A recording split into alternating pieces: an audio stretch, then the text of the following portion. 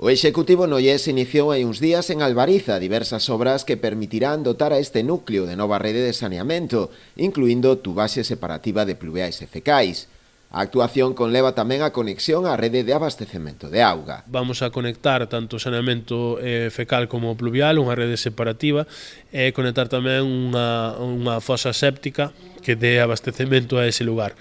Tamén se vai aproveitar para facer a comitiva da auga, que era unha aldea que non ten auga potable do Concello, auga potable municipal, e vais aproveitar para dotar de rede de abastecemento de auga.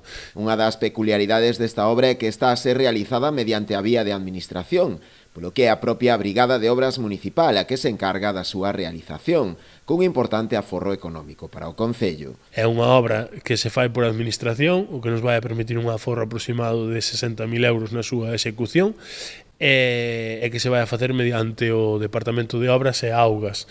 Era unha práctica que nos últimos 10 anos pois deixouse de facer estas obras por administración e que tras os reforzos que se fixeron nas distintas brigadas, pois agora nos permite afrontalas pois de xeito propio, non? Esa é un pouco a dinámica que vamos a seguir. Unha vez terminemos na Albariza vamos a facer a separativa tamén na Rúa Brasil e Lorenzo da Armada en San Lázaro.